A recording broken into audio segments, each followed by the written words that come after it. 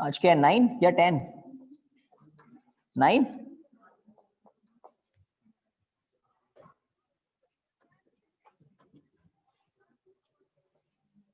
लिखिए हेडिंग।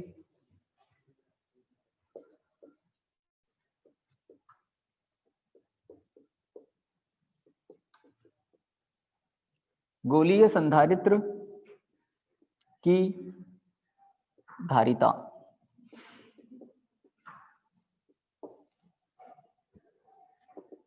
गोलीय संधारित्र की धारिता।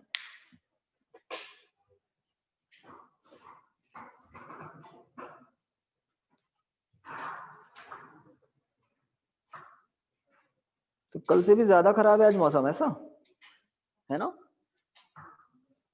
गोलीय संधारित्र की धारिता, तो पहले आपको गोलीय संधारित्र दिखाते हैं। कौन से संधारित्र देख चुके? समांतर प्लेट संधारित्र देख चुके है ना। यहाँ पर गोलीय संधारित्र कैसे होंगे? तो धातु के दो खोखले गोलों से बनता है गोलीय संधारित्र, धातु के दो खोखले गोलों से। और वो खोखले गोले कैसे होते हैं? संकेंद्रीय गोले। एक छोटा होता है गोला, एक बड़ा गोला होता है, संकेंद्रीय गोले होते हैं। तो चित्र में देखें और फिर बात को समझें। जैसे ये धातु का एक गोला है, गोला ए बोल देंगे इसको, और एक धातु का दूसरा गोला है इसके बाहर, ये धातु का कोई दूसरा गोला है, और दोनों गोलों का केंद्र एक ही है, तो इनको हम कह सकते हैं संकेंद्रीय गोले। दोनों गोलों का केंद्र एक ही है, ठीक है। ये है केंद्र O। पहले गोले की जो त्रिज्या है, मान लेते हैं इसकी त्रिज्या है A, और दूसरे गोले की जो त्रिज्या है उसको हम बोल देते हैं B, ठीक है। बाहर वाले गोले को भूसंपर्कित इस तरह से किया गया है ना। लेफ्ट साइड में दिखाएं या राइट साइड में, कहीं भी भूसंपर्क। हाँ, यहाँ पर इस तरह से एक व्यवस्था होती है, जैसे आप इस बाहर वाले गोले पर एक आप डोर समझ सकते हैं, डोर होता है, ओपन करते हैं, यहाँ पर आवेश दिया जाता है अंदर वाले गोले की सतह पर। और धातु के गोले हैं चूंकि खोखले गोले, और धातु की क्या विशेषता होती है कि धातु को दिया गया आवेश सतह पर एक समान रूप से फैल जाता है। अगर हम अंदर वाले गोले पर आवेश पहुंचाते हैं, अंदर वाले गोले पर किसी विधि से आवेश पहुंचाते हैं, तो सतह पर एक समान रूप से फैल जाता है, सतह पर एक समान रूप से फैल जाता है। और किस प्रकार व्यवहार करता है? जैसे वह गोले के केंद्र पर स्थित हो, है ना। तो ये मान लेते हैं प्लस क्यू आवेश है अंदर वाले गोले के सतह पर, ए रेडियस, ए स्मॉल ए त्रिज्या के गोले की सतह पर। चूंकि आवेश दिया गया है तो क्या उत्पन्न होता है? विद्युत क्षेत्र, और विद्युत क्षेत्र के प्रभाव में होता है विद्युत प्रेरण, विद्युत प्रेरण, इलेक्ट्रिक इंडक्शन। और यहाँ पर अंदर उत्पन्न होता है ऋणावेश। कितना? जितना आपने धनावेश दिया उतना ऋणावेश अंदर की सतह पर प्रेरित हो जाता है।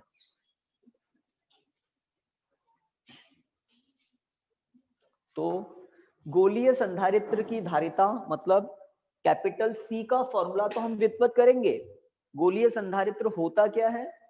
दो खोखले संकेंद्रीय गोले, दो खोखले संकेंद्रीय गोले, जिसमें से एक गोले को क्या किया गया है? भूसंपर्कित। तो ये क्या है? गोलीय संधारित्र। यहाँ पर मैंने आपको बताया ओपन क्लोज करने की व्यवस्था होती है, आवेश दिया और बाहर वाले स्फीयर को फिर क्लोज कर दिया। और चूंकि अंदर वाले गोले को धनावेश दिया गया था, कहाँ पहुंच गया कैप? नहीं दिखा मुझे, अभी भी नहीं दिख रहा।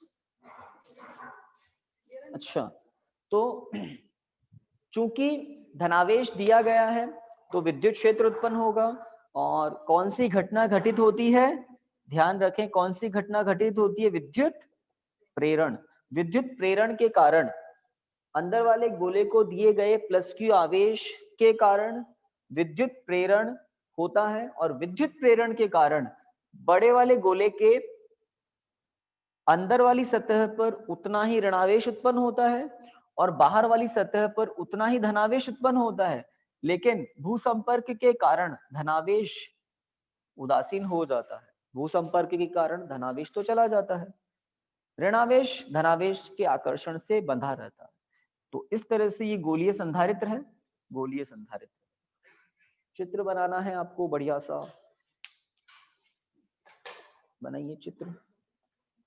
आपने बताया नहीं भाई, ये पीछे अटके हुए हैं अभी भी। यश कौन है?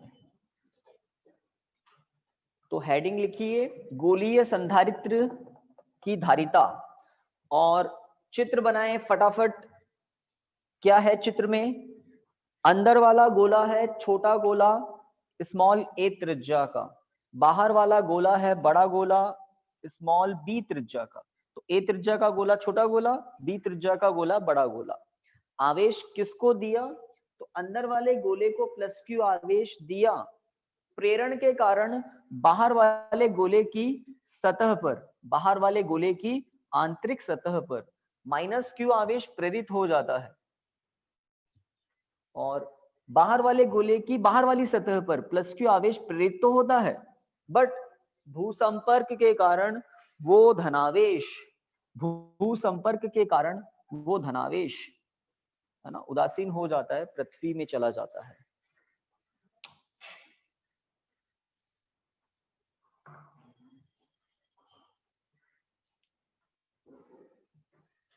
तो अधिकांश बच्चे आ गए, 2 घर से हैं, 2-3, चलिए 3-4 बच्चे एब्सेंट हैं बस।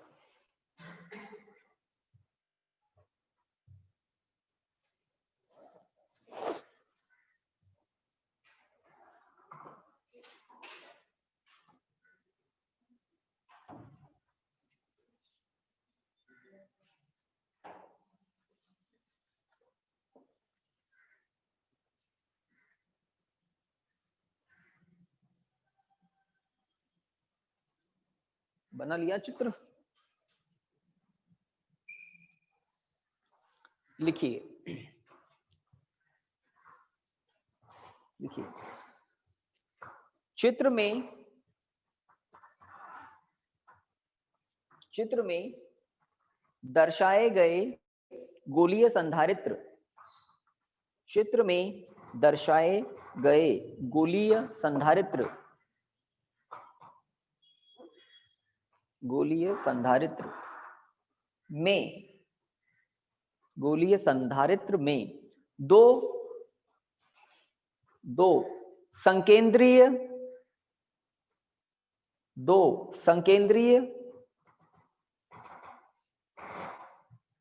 धात्विक गोले, 2 संकेंद्रीय धात्विक गोले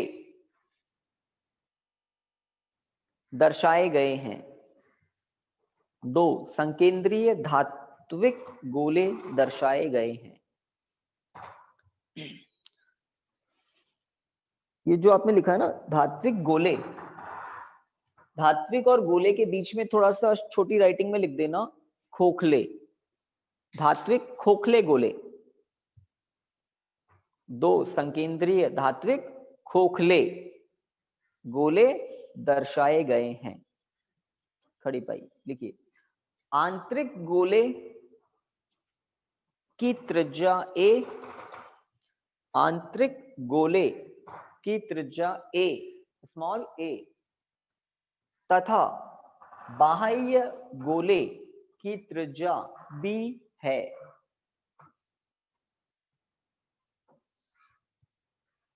तथा बाह्य गोले की त्रिज्या b है। खड़ी पाई, बाह्य गोले की त्रिज्या b है। खड़ी पाई। आगे लिखिए, बाह्य गोले को चित्र में दर्शाए अनुसार भू संपर्कित किया गया है। बाह्य गोले को चित्र में दर्शाए अनुसार भू संपर्कित किया गया है। भू संपर्कित किया गया है। खड़ी पाई। तो चित्र के बारे में आराम से आप बता सकते हैं क्या कि चित्र में दर्शाए अनुसार एक गोलीय संधारित्र में दो संकेंद्रीय धात्विक खोखले गोले हैं। आंतरिक गोले की त्रिज्या a है, बाह्य गोले की त्रिज्या b है। बाह्य गोले को चित्र में दर्शाए अनुसार भूसंपर्कित किया गया है। लाइन चेंज करके लिखिए। चित्र के बारे में हो गया। अब हम आवेश की बात करेंगे और इसमें C तक पहुंचने का क्रम बहुत छोटा है, पहले V और फिर C। इसमें आप विद्युत क्षेत्र की तीव्रता की बात ही नहीं करेंगे, विभवांतर और उसके बाद में धारिता, है ना। विभवांतर निकालना महत्वपूर्ण होगा और धारिता तो आप जानते हैं कैसे निकालते हैं। लाइन चेंज करके लिखिए। जब आंतरिक गोले की सतह पर, जब आंतरिक गोले की सतह पर +q आवेश दिया जाता है तो, दिया जाता है तो बाह्य गोले, तो बाह्य गोले, इसमें थोड़ा चेंज करें तो ये बाह्य गोले को एक लाइन से कट कर दो, बिल्कुल साफ एक लाइन से, है ना। तो विद्युत प्रेरण के कारण, अब लिखिए ना, तो विद्युत प्रेरण के कारण बाह्य गोले की आंतरिक सतह पर, बाह्य गोले की आंतरिक सतह पर, बाह्य गोले की आंतरिक सतह पर -q आवेश प्रेरित होता है, -q आवेश प्रेरित होता है। खड़ी पाई, है ना। अब जो मैं कह रहा हूं ना, पहले विभवांतर की बात करेंगे फिर धारिता की।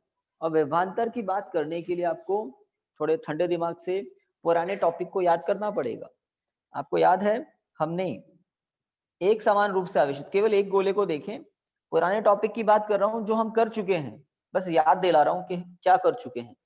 एक कैपिटल R त्रिज्या का गोला है, केंद्र O, +q आवेश एक समान रूप से फैला हुआ है।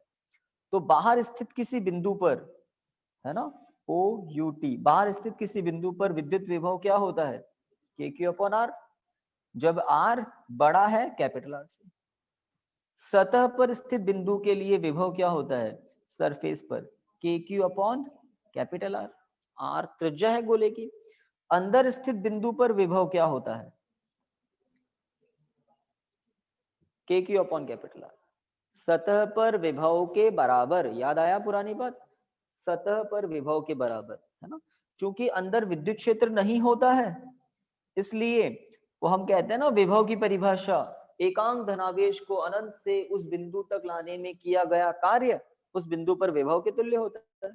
तो चूंकि बाहर सतह तक विद्युत क्षेत्र होता है तो सतह तक कार्य करना पड़ता है, तो सतह तक विभव बढ़ता है। जैसे एकांक धनावेश को अंदर ले आओगे, उस पर कोई बल ही नहीं लगेगा, विद्युत क्षेत्र नहीं है तो बल ही नहीं लगेगा, विद्युत बल ही नहीं लगेगा। तो जब बल ही नहीं होगा तो अतिरिक्त कार्य ही नहीं होगा, तो विभव में अतिरिक्त वृद्धि भी नहीं होगी। कहां तक होती है, सतह तक कार्य होता है, सतह तक विभव में वृद्धि होती है, और ये अधिकतम विभव होता है। सही बात।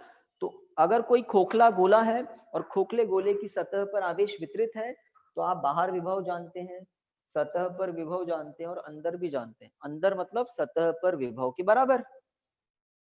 अब ये दो खोखले गोले हैं, एक पर धनावेश है, दूसरे पर ऋणावेश है।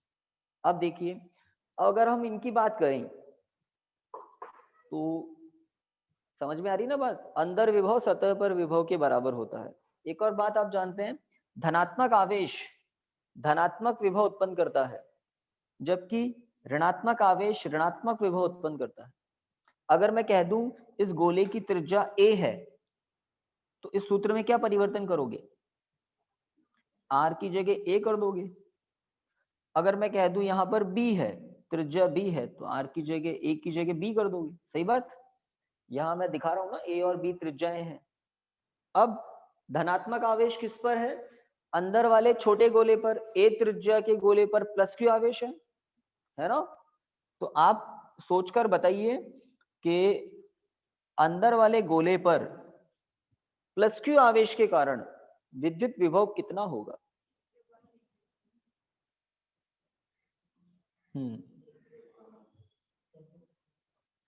के क्यू अपॉन ए,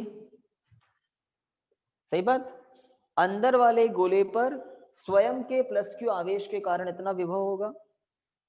एक और बात, अंदर वाले गोले पर स्वयं, अंदर वाले गोले पर बाहर वाले गोले के माइनस क्यू आवेश के कारण विभव कितना होगा। वापस सुन लो, इस माइनस क्यू आवेश के कारण अंदर वाले गोले के सतह पर विभव कितना होगा।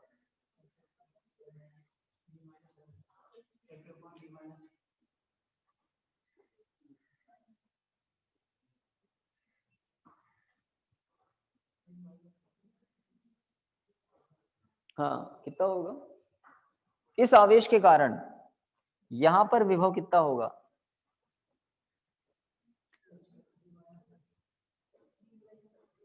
ये फालतू की बातें मत करो। देखो इधर इधर ध्यान दें, इधर ध्यान दें। आप समझ लो ये पूछा ही नहीं मैंने। इधर आ जाओ, इधर इधर। मैंने इस बी त्रिज्या के गोले पर, त्रिज्या दिख रही है ना बी, ये सब हटा देता हूं बाहर। इस बी त्रिज्या के गोले पर माइनस क्यू आवेश दे दिया है ना। सतह पर विभव क्या होगा, माइनस के क्यू अपॉन अंदर विभव सतह पर विभव के बराबर होता है। तो अंदर विभव, यहां पर विभव कितना होगा, सही है। तो ये जो बी त्रिज्या का गोला है, इस ये बिंदु कहां है, ये बिंदु कहां है कैपिटल, ये जो बड़ा वाला गोला है ना उसके अंदर ही तो है। सीधी सी बात। जब ये बिंदु, आप ये मत देखो कि इसकी सतह पर है, अच्छी बात है सतह पर है। तो कुल मिलाकर ये बिंदु बी त्रिज्या के गोले के तो अंदर है ना, और बी त्रिज्या के गोले पर आवेश कितना है, माइनस क्यू आवेश है। बाहर वाली सतह पर हो या अंदर वाली सतह पर हो, है तो पूरी सतह पर। तो अब सोचिए, हाँ सोचिए, माइनस के क्यू अपॉन बी। बड़ी दबी दबी आवाज में बोल तो रहे कम से कम। बी कौन सा मान ज्यादा है, V1 का परिमाण ज्यादा है या V2 का परिमाण ज्यादा है। परिमाण V1 का ज्यादा है कि V2 का। V1 का ज्यादा है क्योंकि A छोटा है, KQ तो बराबर है, A का मान कम है इसलिए V1 ज्यादा होगा। B का मान ज्यादा है इसलिए V2 परिमाण में कम होगा। तो कुल मिलाकर छोटे गोले की सतह पर कुल विभव V बराबर V1 प्लस V2 करेंगे तो जो कुल विभव आएगा वो धनात्मक आएगा, है ना, आएगा। तो हमने क्या निकाले, हमने अभी दो ही बात की है कि ए गोले के स्वयं के धनावेश के कारण विभव क्या होगा। आपने सभी ने सही बताया, ज्यादा सोचा ही नहीं। बी गोले के ऋणावेश के कारण ए गोले की सतह पर विभव कितना होगा। थोड़ा मुश्किल से बताया लेकिन बाद में बताया कि इस तरह से गोले के भीतर विभव सतह पर विभव के बराबर होता है। तो बी गोले के खुद के ऋणावेश के कारण सतह पर विभव कितना होगा, के क्यू अपॉन बी, ऋणावेश चिन्ह के साथ माइनस के क्यू अपॉन बी। और इतना का इतना विभव हर बिंदु पर अंदर भी होगा, किसके कारण, इस माइनस क्यू आवेश के कारण, सभी जगह होगा। तो यहां पर भी होगा ना, ए गोले की सतह पर मतलब अंदर ही तो है, ए गोले की सतह बड़े वाले गोले के अंदर ही तो है। तो ये V2, ये जो विभव है ये किसके कारण है, बी गोले के ऋणावेश के कारण विभव। बी गोले पर ऋणावेश कैसे आया, विद्युत प्रेरण के कारण। आपने आवेश कितना दिया, प्लस के आवेश दिया, बाहर वाला बी गोले के बाहर वाला प्लस भू संपर्क के कारण उदासीन हो जाता है। तो कुल विभव देखिए, देखना है अभी तो देखो V1 V2 के मान सही रखे। तो ये V क्या कह रहा हूं, अंदर वाले गोले पर कुल विभव, है ना, कोई पीछे तो नहीं रह गया ना, अंदर वाले गोले पर कुल विभव। तो KQ 1/a माइनस 1/b। ये है a गोले पर विभव, ठीक है। चलिए मुझे बताइए b गोले की सतह पर कुल विभव कितना है। जैसे a गोले की सतह पर कुल विभव मैंने बताया, आप सोचिए b गोले की सतह पर कुल विभव कितना होगा।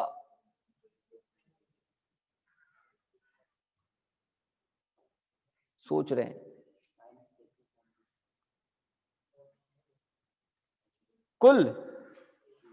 कुल विभव, जैसे यहां पर कुल विभव था ना v1 प्लस v2 और ये सामने, तो मैं आप पूछ रहा हूं बी गोले, बड़े वाले गोले, बी गोले क्या, बी त्रिज्या के गोले मतलब बड़े वाले गोले की सतह पर कुल विभव कितना होगा। मैं इसलिए पूछ रहा हूं क्योंकि विभवांतर आ जाएगा, फिर हम c बराबर q/v करेंगे और टॉपिक खत्म। लेकिन बी गोले की सतह पर विभव बताओ। खुद के ऋणावेश के कारण खुद पर विभव, अंदर वाले गोले के धनावेश के कारण धनात्मक विभव, और कुल कितना होगा।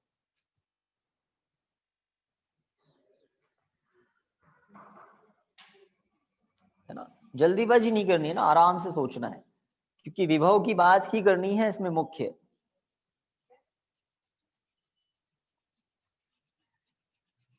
हाँ भाई, कुछ पता लगा, कुछ पता लगा। इसको मैं बोल देता हूं लेट वी ए त्रिज्या का गोला था ना।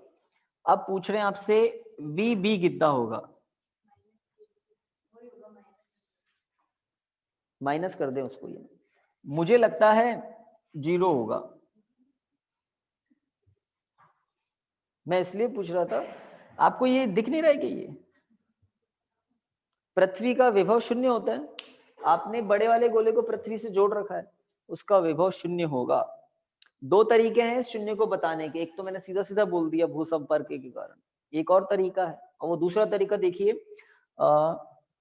बी गोले के खुद के ऋणावेश के कारण खुद पर ऋणात्मक विभव कितना होगा, तो वो होगा, चलिए ऋणावेश के कारण है ना, इसको खुद के लिए कर देता हूं मैं v1 डैश माइनस KQ/b। ये आप लोग सोच भी रहे होंगे कि खुद के ऋणावेश के कारण खुद पर ऋणात्मक विभव है, लेकिन ये जो अंदर वाले गोले पर धनात्मक आवेश है ना, उसके कारण धनात्मक विभव भी तो है। और मान लेता हूं v2 डैश है, वो कितना है, प्लस KQ/, ए कौन बोला,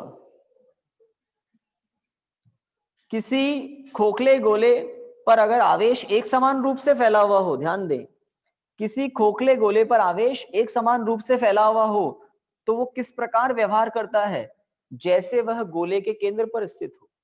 तो अगर प्लस क्यू आवेश को आप केंद्र पर स्थित माने, तो बाहर वाले गोले से प्लस क्यू आवेश की दूरी कितनी है, ए है क्या, बाहर वाले गोले के सतह से दूरी तो बी है ना, तो जितना धनात्मक विभव है उतना ऋणात्मक विभव है, तो कुल 0 होगा।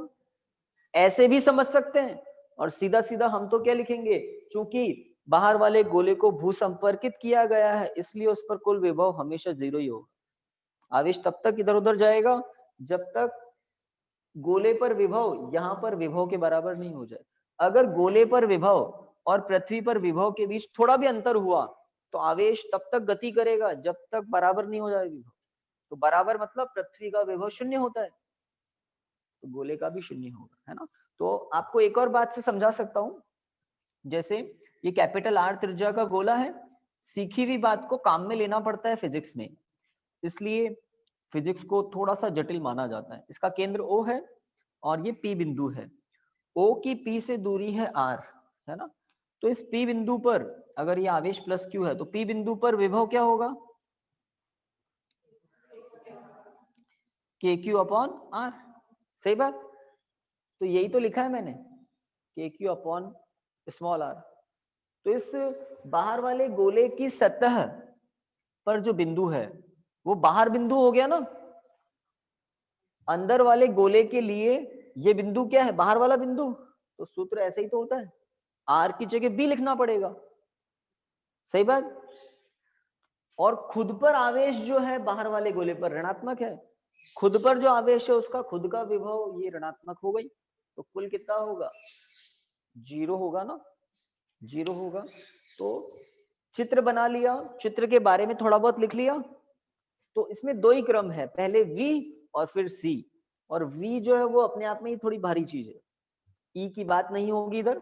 चलिए तो शुरू से वापस शुरू करते हैं, थोड़ा बहुत आपको बता दिया, ये पूरी बात वापस ध्यान से सुनते हुए समझते हुए लिखनी है ना।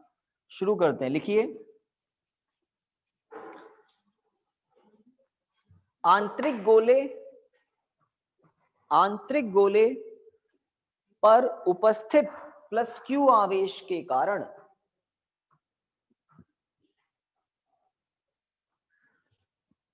आंतरिक गोले पर उपस्थित प्लस Q आवेश के कारण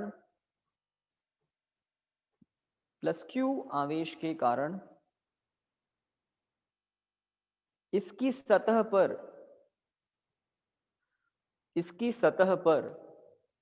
विद्युत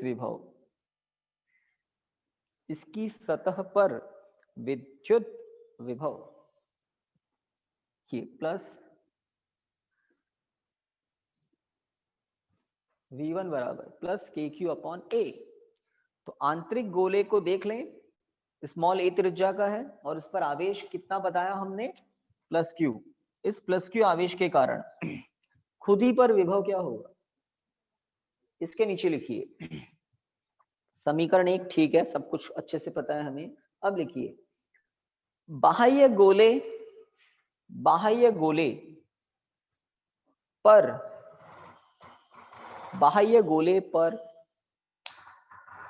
उपस्थित माइनस Q आवेश के कारण, बाह्य गोले पर उपस्थित माइनस Q आवेश के कारण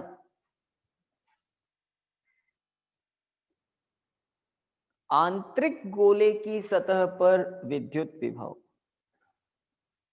आंतरिक गोले की सतह पर विद्युत विभव।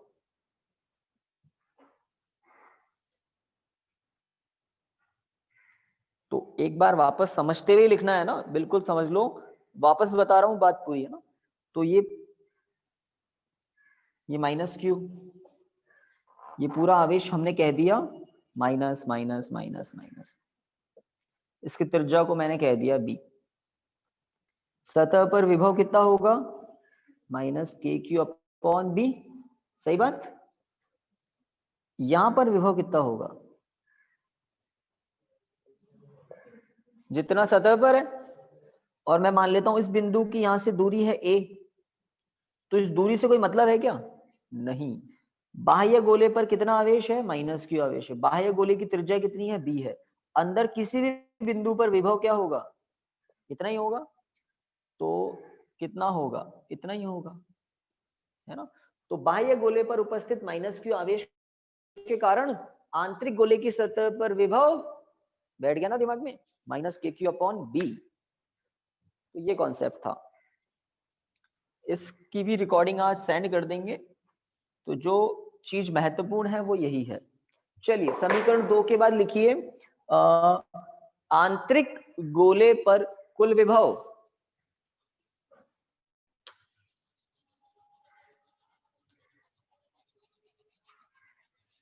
आंतरिक गोले पर कुल विभव V बराबर V1 प्लस V2, V बराबर plus KQ upon A minus KQ upon B। V बराबर KQ कॉमन, अंदर 1 upon A minus 1 upon B। लघुत्तम ले लें, क्या आएगा लघुत्तम, A इंटू B, और ऊपर क्या आएगा, सही बात। तो ये देनी है आपको समीकरण 3, समीकरण 3। V बराबर, इस V को आपको क्या कहा था, VA लिख देना है ना, VA, VA, A त्रिज्या का गोला है आंतरिक गोला, VA।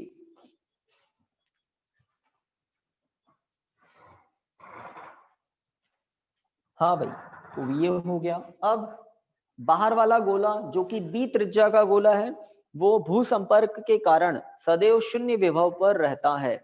एक तो भू संपर्क के कारण आपको बताया, सरल तरीका तो यही है, और जटिल तरीका भी है कि बी गोले पर खुद के ऋणावेश के कारण कितना विभव होगा, कितना होगा, बी गोले पर अंदर वाले धनात्मक आवेश के कारण कितना विभव होगा, प्लस के क्यू अपॉन बी होगा, और कुल 0 होगा। बट आपको जटिल तरीके से नहीं करना है।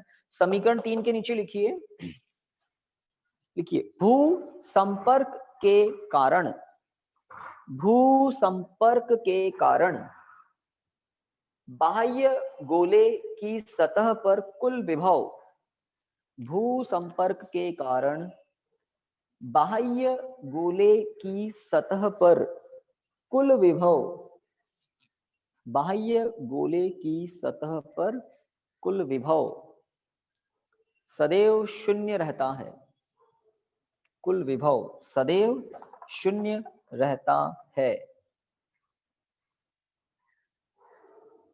अर्थात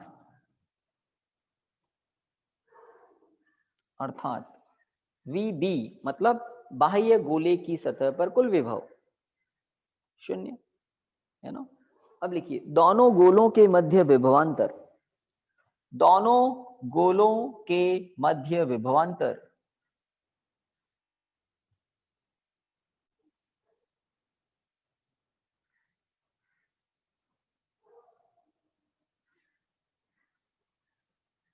दोनों गोलों के मध्य विभवांतर, यहां तक पहुंचना पड़ेगा। तो भाई 0 घटाएंगे तो कोई मतलब ही नहीं है, वही बात, तो एक फॉर्मेलिटी थी, पूरी तो करनी पड़ेगी। तो ए गोले पर विभव, बी गोले पर विभव, दोनों गोलों के बीच विभवांतर आ गया।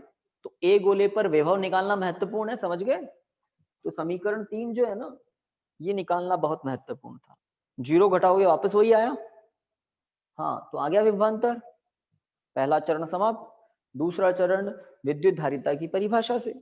तो गोलीय संधारित्र की धारिता आने वाली है, लिखिए विद्युत धारिता की परिभाषा से, विद्युत धारिता की परिभाषा से। तो आप लोग भी देख रहे हैं, ये V विभवांतर जो आपने लिखा है ना 5 में, समीकरण 5 में, ये V विभवांतर कब आया, जब अंदर आपने प्लस क्यू आवेश दिया, प्रेरण के द्वारा माइनस क्यू आया, और क्या उत्पन्न हो गया दोनों के बीच, V विभवांतर। तो आवेश कितना दिया, प्लस क्यू, विभवांतर कितना आया, V, तो Q बटा V धारिता होती है ना। तो लिखिए विद्युत धारिता की परिभाषा से C बराबर Q बटा V, C बराबर Q बटा V, रख दो 5 से मान, समीकरण 5 से Q अपॉन के Q bracket B minus A upon AB,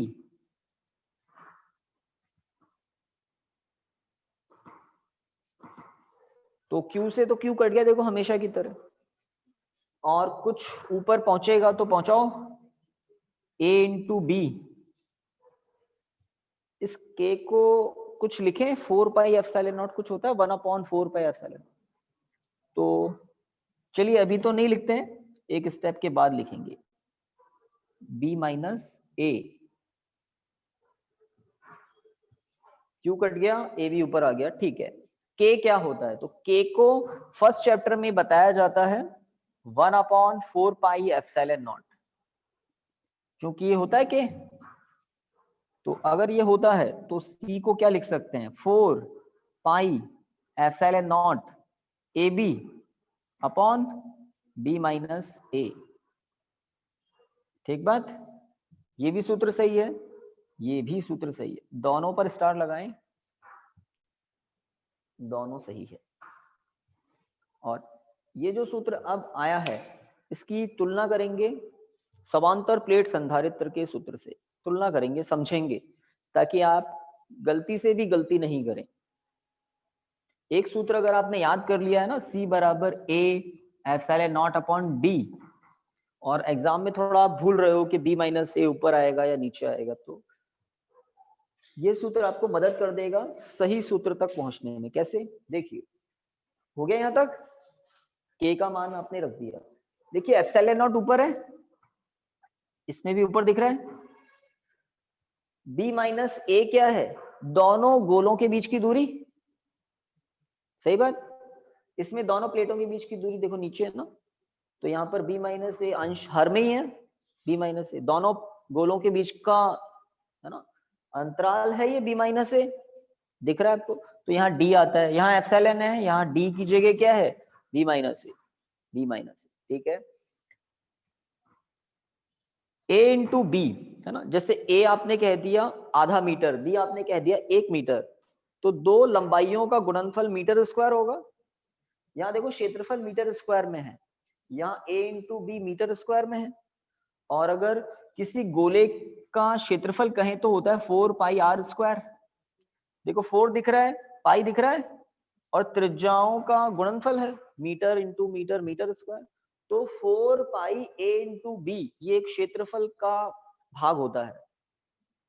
कहाँ होगा ये नहीं पता, बीच में कहीं माध्य मान लो आप, माध्य क्षेत्रफल, क्योंकि अंदर वाले गोले का क्षेत्रफल कम है, बाहर वाले गोले का क्षेत्रफल ज्यादा है।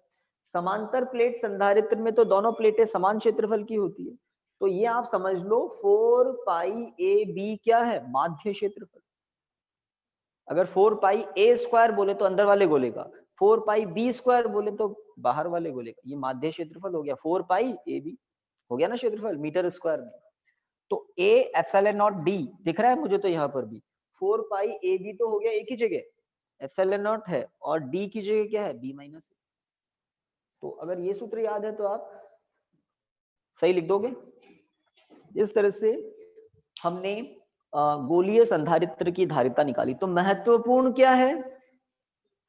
अंदर वाले गोले पर स्वयं के धनात्मक आवेश के कारण विभव, महत्वपूर्ण बात जो है ना वो यही है। फिर बाहर वाले गोले के ऋणात्मक आवेश के कारण अंदर वाले गोले की सतह पर विभव, इन दोनों का योग हो जाएगा कुल विभव। तो ये ही महत्वपूर्ण है, यहां से लेकर यहां तक ये आप सबको याद रहेगा। भू संपर्क के कारण बाहर वाले गोले पर विभव शून्य होगा, तो विभवांतर कितना होगा? जितना अंदर वाले गोले पर विभव है वही विभवांतर। और C बराबर सब कर दोगे आप, शुरुआत ध्यान रखना ये जो बता रहा हूं ना मैं, और वो भी ये दो योग कर ही देंगे आप, समझ रहे हैं ना? शुरुआत शुरुआत शुरुआत। तो आज हम ज्यादा तो नहीं पढ़ेंगे, बट एक महत्वपूर्ण टॉपिक हमने किया क्या? किसी गोलीय संधारित्र की धारिता, ठीक है। एक प्रश्न आपको करवा देते हैं, देखिए आपकी किताब में भी ऐसा चित्र होगा, पता नहीं कैसा बनाया है, बट सूत्र तो यही आना चाहिए। चैप्टर नंबर 3 है ना, 4th है क्या ये? यस, 3rd तो विभव वाला था, चैप्टर नंबर 4। इसमें है ही नहीं क्या गोलीय संधारित्र? अच्छा पहले है शायद,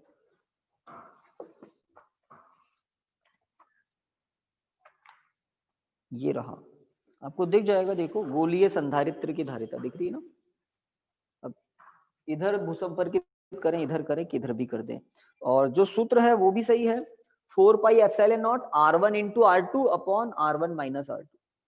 हमने जो A और B लिखे हैं ना, तो इनका R1 तो है B और R2 है A, कोई दिक्कत नहीं है। तो ये है। अब आपके संधारित्रों के संयोजन चालू हो जाएंगे, संधारित्रों का संयोजन। तो हेडिंग लिखिए, परिभाषा लिखेंगे हम, है ना, लिखिए संधारित्रों का, संधारित्रों का संयोजन मतलब जोड़ना, संधारित्रों का संयोजन, जो आपको कल मैं बात कर रहा था ना लास्ट में, प्रतिरोधों का तो आपने किया है 10th क्लास में, 12th में भी करेंगे, लेकिन सबसे पहले 12th में आएगा संधारित्रों का संयोजन। लिखिए इसके अंदर, देखिए विद्युत परिपथों में, विद्युत परिपथों में, विद्युत परिपथों में आवश्यकता के अनुसार, विद्युत परिपथों में आवश्यकता के अनुसार विद्युत धारिता, आवश्यकता के अनुसार विद्युत धारिता प्राप्त करने हेतु, विद्युत धारिता प्राप्त करने हेतु संधारित्रों का संयोजन किया जाता है। करने हेतु संधारित्रों का संयोजन किया जाता है। जो मैं आपसे कल पूछ रहा था ना कि संयोजन करते ही क्यों हैं, तो आवश्यकता के अनुसार विद्युत धारिता प्राप्त करने हेतु। संधारित्र की बात करेंगे तो हम धारिता की बात करेंगे, है ना। अब ये संयोजन दो प्रकार से होता है, श्रेणी क्रम संयोजन होता है और समांतर क्रम संयोजन होता है। तो इसको हम डिटेल में पढ़ेंगे कल, सूत्रों को व्युत्पत्त करेंगे और उन सूत्रों को काम में लेकर बहुत सारे न्यूमेरिकल हैं जो कर पाएंगे, है ना। तो चैप्टर की समाप्ति इन्हीं से होगी, श्रेणी क्रम संयोजन, समांतर क्रम संयोजन, देन संधारित्र में संचित ऊर्जा हानि, इस तरह से, ठीक है ना। तो आज आपको यहीं तक करवा रहे हैं, कल से शुरू करेंगे हम श्रेणी क्रम संयोजन समान, कल नहीं मंडे को, ठीक है ना, मंडे को। आज सैटरडे है ना, ठीक है ठीक है।